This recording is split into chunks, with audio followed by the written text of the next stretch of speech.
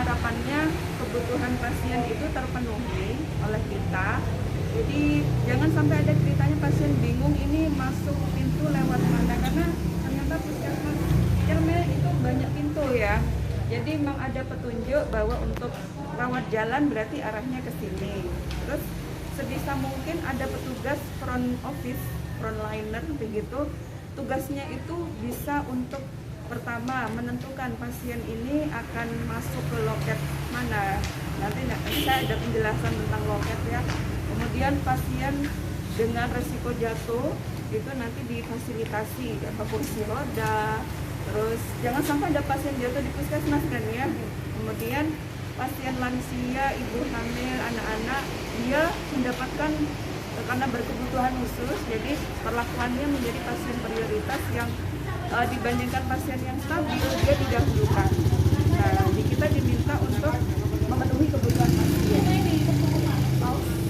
Kemudian setelah pasien itu tahu dia harus kemana, diarahkan kemana, kita ke loket. Nah di loket itu, ini loket mana? Oh loket situ ini kasir. Jadi di loket itu idealnya ada 2 pintu minimal. Jadi 2 pintu, 1 pintu untuk pasien yang stabil. Jadi pasien biasa yang masih bisa jalan, ya ada risiko jatuh. Dan 1 pasien berkebutuhan khusus. Jadi dia ada loket pintu tersendiri. Jadi memang idealnya ada 2 petugas. Berarti kita ada 2 petugas. Ya. Jadi 1 untuk pasien stabil, yang 1 untuk pasien berkebutuhan khusus. Disabilitas, ibu hamil, lansia, anak-anak yang datang tanpa orang tua. Kalau bawa orang tua dia termasuk stabil. Oke. Pause. Kalau untuk UGD, poin standar akreditasi yang paling dilihat itu triase. Jadi sama kayak rumah sakit ya, dari pintu masuk sudah langsung triasenya jalan ya. Jadi pemilahan merah, kuning, hijau, hitam. Kita lihat.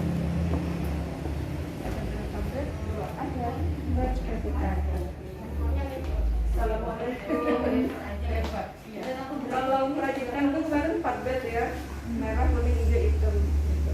Jadi yang penting sebenarnya triase itu adalah bagaimana kita memilah, bukan kalau dengan keterbatasan 2 bed nggak apa-apa.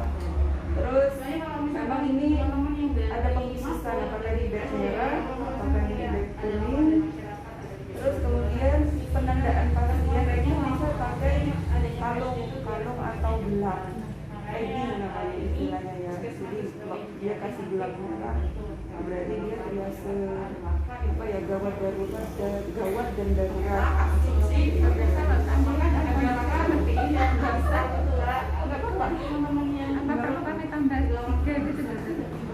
Idealnya memang enggak.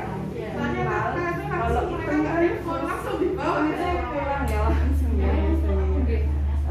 Hijau itu rawat jalan sebenarnya kan. Ya boleh kalau mau nambah 1 nggak apa-apa. Yang penting sebenarnya di atasnya tuh ada tindakan apa, oh ini untuk mereka, ini untuk jadi ada bannernya. Kasus merah apa, kasus merah itu ABC, kuning itu apa contohnya, hijau ya nggak bawa dan sudah. Oke, stop. Sampah medis kalau menurut PPI, dan ini saya berkonsultasi ke dokter SPPK gitu.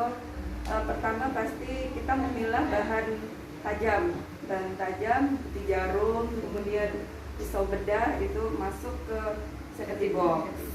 Kemudian yang kedua tempat sampah injak untuk seperti bahan habis pakai yang bersentuhan dengan cairan atau jaringan tubuh, seperti handphone, kasa, kapas, kayak gitu.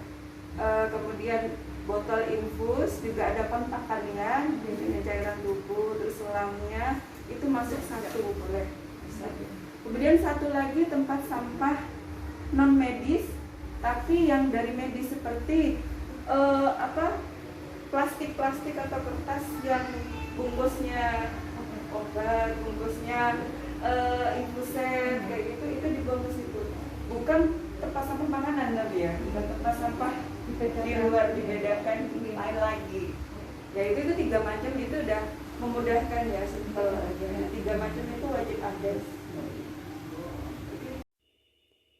Assalamualaikum kawan bugar. Maaf, videonya hanya sampai di pembahasan tentang tempat sampah medis. Saat itu saya merekamnya pas lagi masuk di rawat inap. Ini adalah kegiatan saya ketika mengikuti kegiatan PKP di Puskesmas Ciremai Kabupaten Bondowoso. Tugas saya adalah melaksanakan SA awal akreditasi Puskesmas Ciremai yang insya Allah akan diselenggarakan di bulan Oktober tahun 2022 ini. Baiklah, intinya video saya ingin sekali menyampaikan tentang poin-poin penting yang ada di bab 3 standar instrumen akreditasi Puskesmas yang terbaru, yang 5 bab.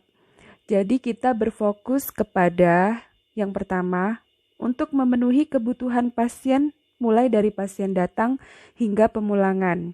Saya tidak lagi berbicara tentang standar ya, tapi ini adalah hal-hal yang penting agar teman-teman bila ingin mendapatkan nilai 10 dari Erdos, maka penuhilah semua kebutuhan pasien.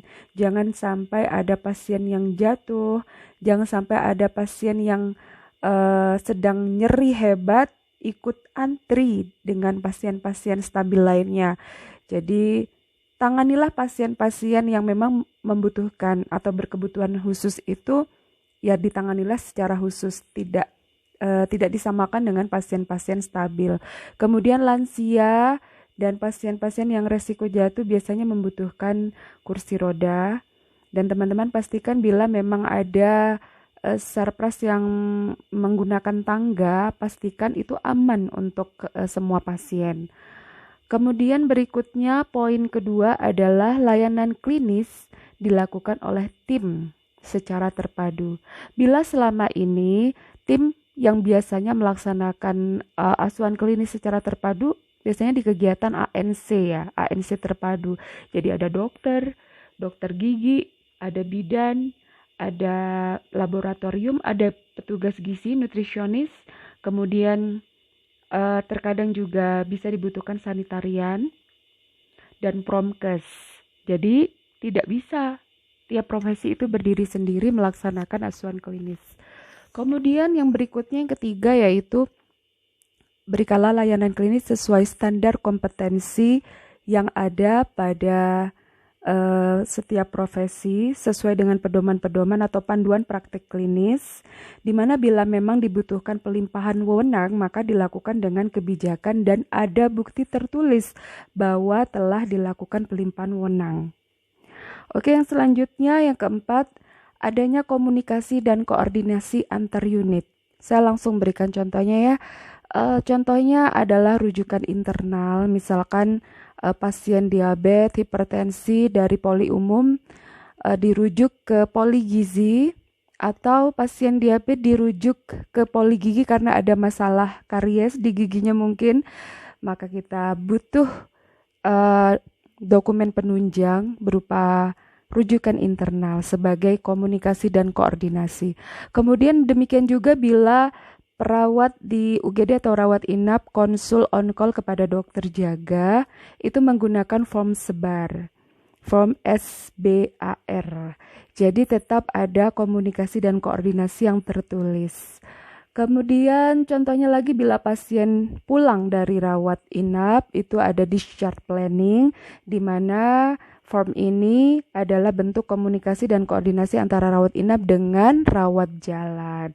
Jadi rawat jalan yang menindaklanjuti apa yang tertera dalam discharge planning di rawat inap.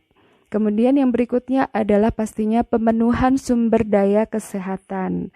Ya, mulai dari sarprasnya, peralatan kesehatan, kemudian obat, dan SDMK-nya. Yang terakhir adalah layanan klinis mengutamakan keselamatan pasien. Ini sudah pasti ya, jangan sampai ada pasien yang berharap untuk sehat ketika datang ke puskesmas, bukannya menjadi sehat tapi malah mendapatkan resiko ketidakselamatan dalam dirinya. Jangan sampai itu terjadi, maka kita mengutamakan keselamatan pasien. Teman-teman pasti ingat ya, ada 6 sasaran keselamatan yang sudah kita hafalkan di luar kepala. Oke teman-teman, apabila masih ada yang ingin ditanyakan atau dibahas, bisa kontak saya lewat email atau lewat Facebook atau di IG saya yang tertera ini.